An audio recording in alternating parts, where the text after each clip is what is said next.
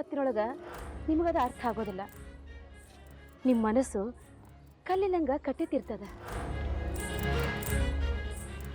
ಯಾಕಂತ ಗೊತ್ತಿಲ್ಲ, ಸೊಸೆ ದರ್ಬಾರದೊಳಗೆ ತನ್ನ ಜಾಗ ಕಳೆದು ಹೋಗ್ಯದಂತ ಅವ್ರ ಮನಸ್ಸಿಗೆ ಅನಿಸಿರ್ಬೇಕು.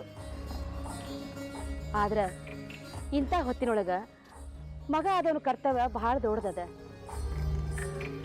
ತಾಯಿ ಭಾರ ಆಗ್ಯಾಳಂತ ಯಾವ ಮಗನಿಗೂ ಅನಿಸ್ಬಾರ್ದು. ಸಣ್ಣ ಮಾತನ್ನ ದೊಡ್ಡದು ಮಾಡೋದು, ಕೆಲ್ಸಕ್ಕೆ ಬರೋ ವಿಷಯನ ಮತ್ತೆ ತೆಗೆದುಕೋದು, ಹೀಗೆಲ್ಲ ಮಾಡ್ತಿರ್ತಾರ.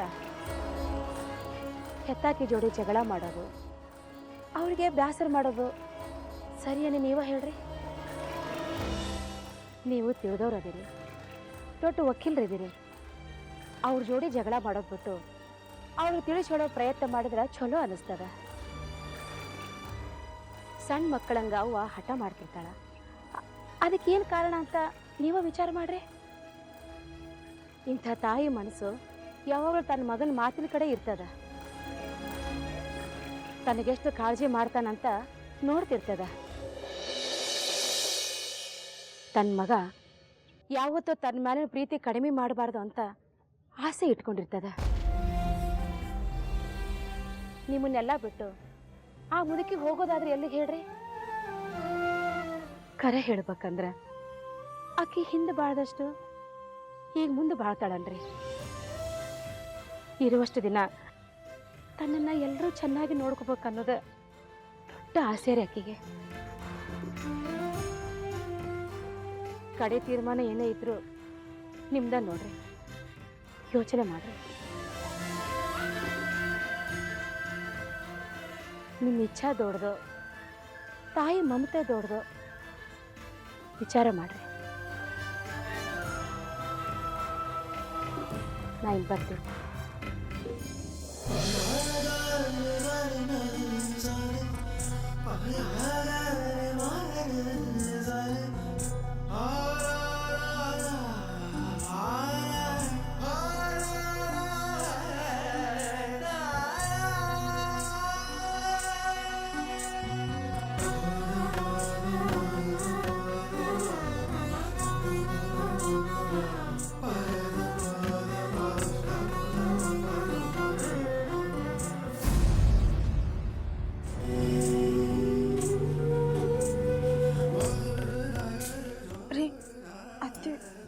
ನಾನು ಅವನ ಜೋಡಿ ಮಾತಾಡ್ತೀನಿ.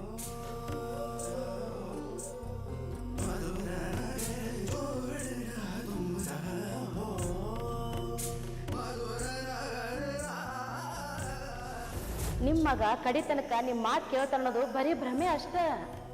ಇಷ್ಟು ದೊಡ್ಡ ಮನೆ ಬಿಟ್ಟು ಎಲ್ಲಿಗಂತ ಹೋಗ್ತೀರಿ? ಹೋದ್ರ ಅದ ವಿಧವಾ ಆಶ್ರಮದ ಕಡೆ ಹೌದಲ್ಲ? ವಿಧವಾ ಆಶ್ರಮದೊಳಗ ಯಾವುದರ ಕತ್ತಲು ಕೊನೆಗಿರ್ಬೇಕಾಗ್ತದ. ಕಣ್ಣಿದ್ದು ಕುರುಡಿ ಹಂಗ, ಬಾಯಿದ್ದು ಮೂಕಿ ಹಂಗ ಇರ್ತೀರೇನು?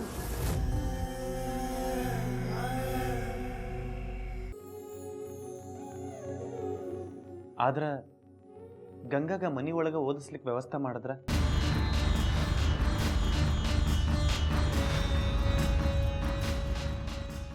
ಅಂದ್ರ ಯಾರ ಮಾಸ್ತರ್ ಬಂದು ಮನಿಯೊಳಗ ಪಾಠ ಹೇಳ್ಕೊಟ್ರ? ಏನು ಹುಚ್ಚಿದ್ದೀಯೋ ನೀನು? ಅಂಥ ಜರೂರತ್ ಏನದ? ಹೆಂಗೆ ಓದ್ತಾಳ, ಏನು ಓದ್ತಾಳ ತಲಿ? ಸಂಸ್ಕಾರ ಅಂತೂ ಬೇಕಲ್ಲ. ಗಂಗಾಗ ಏನು ಸಂಸ್ಕಾರ ಬೇಕು ಅನ್ನೋ ಜವಾಬ್ದಾರಿ ನೀವು ತಗೋರಿ. ನೀವು ಹೂ ಅಂದಮೇಲೆ ಗಂಗಾಗ ಓದ್ಲಿಕ್ಕೆ ವ್ಯವಸ್ಥೆ ಮಾಡೋಣ. ಮನೆಗೆ ಬರೋ ಮಾಸ್ತರು ಏನು ಪುಕ್ಸಟ್ಟೆ ಬರ್ತಾರೇನು? ರೊಕ್ಕ ಸುರುವಿದ್ರಷ್ಟೇ ಬರ್ತಾರ. ಅಲ್ಲವ, ಎಷ್ಟೊಂದು ಧರ್ಮ ಕಾರ್ಯ ಮಾಡ್ತೀರಿ, ಯಾರ್ಯಾರಿಗೂ ದಾನ ಮಾಡ್ತೀರಿ. ಇದೊಂದು ವಿಚಾರದಾಗ ದೊಡ್ಡ ಮನಸ್ಸು ಮಾಡ್ರಿ. ಅನಾಥ ಹುಡುಗಿಯದ ಅದು. ಎಲ್ಲ ದಾನದೊಳಗ ದೊಡ್ಡ ದಾನ ವಿದ್ಯಾದಾನ ಅಂತ ನೀವೇ ಹೇಳಿರಿ. ಒಂದು ಅನಾಥ ಹುಡುಗಿಗೆ ಸಾಲಿ ಕಲಿಸಿದ್ರೆ ಸಿಗೋ ಪುಣ್ಯ ಬಹಳ ದೊಡ್ಡದ. ಹೌದಲ್ಲೋ? ಅಕ್ಕಿ ಜೀವನನ್ನು ಸುಧಾರಿಸ್ತದೆ. ಸರಿ, ಏನಾರ ತಿಂದು ಮಾತಾಡಿ, ನಾನ ತಂದ್ಕೊಡ್ತೀನಿ. ನೀರು ತಡಿ. ನಾ ಹಂಗ ಒಪ್ಪಿಗೆ ಕೊಡುವಾಕಿನ ಅಲ್ಲ. ನಾನು ಒಪ್ಪಿಗೆ ಕೊಡ್ಬೇಕಾದ್ರ ಆ ಹುಡುಗಿ ವಿಧವಾ ಜೀವನದ ಕಾನೂನು ಕಟ್ಟಲೆ ಪಾಲಿಸ್ಬೇಕು. ಪೂಜಾ ಪುನಸ್ಕಾರ ಬರೋಬ್ಬರಿ ಮಾಡಬೇಕು. ಇದ್ರೊಳಗೆ ಏನಾರ ಫರಕ್ ಆದ್ರ ನಾನು ಬಿಲ್ಕುಲ್ ಒಪ್ಪಿಗೆ ಕೊಡುವಾಕಿನ ಅಲ್ಲ. ಮತ್ತ ಆತು, ನೀವು ಹೇಳ್ದಂಗೆ ಆಗಲಿ. ಇದ್ರ ಹೊರಿ ನನ್ನ ಮೇಲೆ ಇರಲಿ. ಆತ.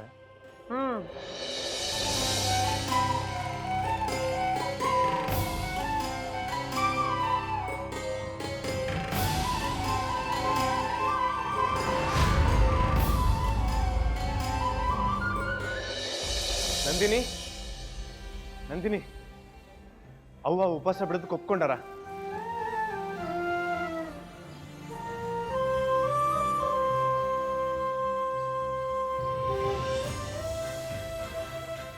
ಹೋಗಿ ಏನಾರ ತಿನ್ಲಿಕ್ಕೆ ತಗೊಂಬಾ. ರೀ, ಕಡಿಗೂ ಅತ್ತಿಯವ್ರನ್ನ ಒಪ್ಸೇ ಬಿಟ್ರಲ್ರಿ. ಅವ್ವ ಉಪವಾಸ ಮಾಡೋದನ್ನ ಬಿಡಿಸ್ಬೇಕಾಗಿತ್ತು, ಹೆಂಗೋ ನಿಭಾಯಿಸ್ತೆ. ಮತ್ತ ಗಂಗಾ ಶಾಲಿಗೆ ಹೋಗೋ ಮಾತೇನಾತ್ರಿ?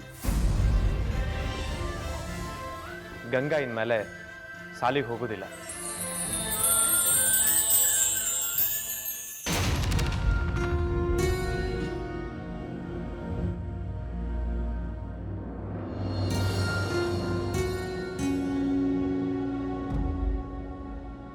ದೇವ್ರೆ, ಅಂತೂ ನನ್ನ ಪ್ರಾರ್ಥನೆ ಕೇಳಿಸ್ಕೊಂಡು ತುಂಬ ಒಳ್ಳೇದಾಯ್ತು.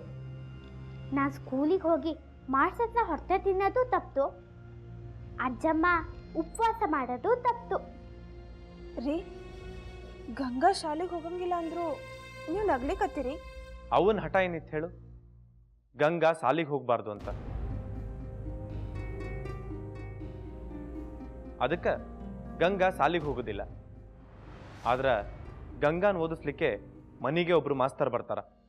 ಅದಕ್ಕೆ ಅವ್ವ ಏನು ಬೇಡ ಅಂದಿಲ್ಲ.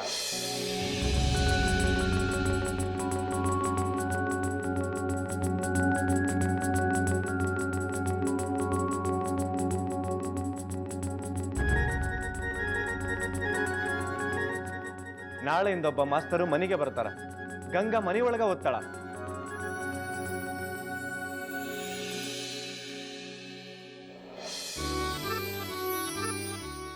ಅದಕ್ಕೆ ಅವನು ಹೂ ಅಂದಾರ. ಪಪ್ಪ, ಇದು ಭಾಳ ಸಂತೋಷ ಸುದ್ದಿ ಅದ. ಅದಕ್ಕಿಂತ ಖುಷಿ ಸುದ್ದಿ ಅಂದ್ರ ಅತ್ತಿಯವರು ಉಪವಾಸ ಮುರಿಲಿಕ್ಕೆ ಒಪ್ಕೊಂಡ್ರಲ್ಲ, ಅಷ್ಟು ಸಾಕು ನೋಡ್ರಿ. ನಂದಿನಿ, ಮಾತಾಡಿ ವ್ಯಾಳೆ ಹಾಳು ಮಾಡೋದು ಬೇಡ. ಅವಂಗೇನಾರ ತಿನ್ಲಿಕ್ಕೆ ತಗೊಂಬಾ, ನಾ ಈಗ ಹೋಗಿ ಕರ್ಕೊಂಬರ್ತೀನಿ.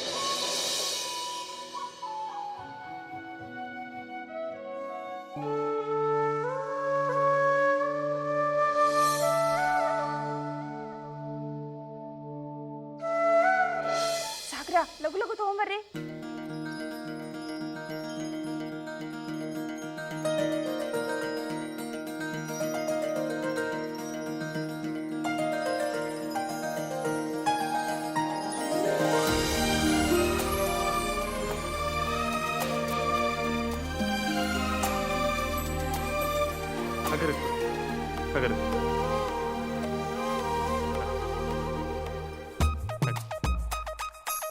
ಹಿಡ್ಕೊ,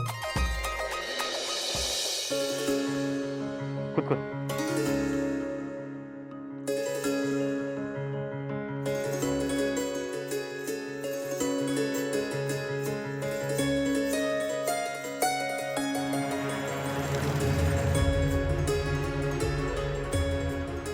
ಅವ್ವ, ಮೊದಲು ಹಾಲು ಕುಡೀರಿ, ಆರಾಮ ಅನ್ನಿಸ್ತದ.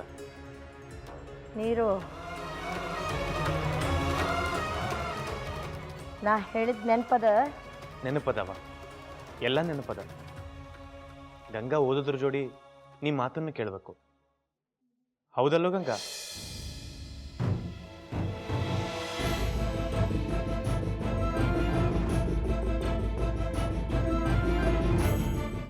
ಅವ, ನಿಮ್ಮ ಪಸಂದ್ ಅನ್ನಿಸ್ತಾ? ಏನು ವಿಚಾರ ಮಾಡಿದ್ರಿ? ಮಾಸ್ತರು ಗಂಗಾ ಪಾಠ ಮಾಡ್ಬೋದಲ್ಲ?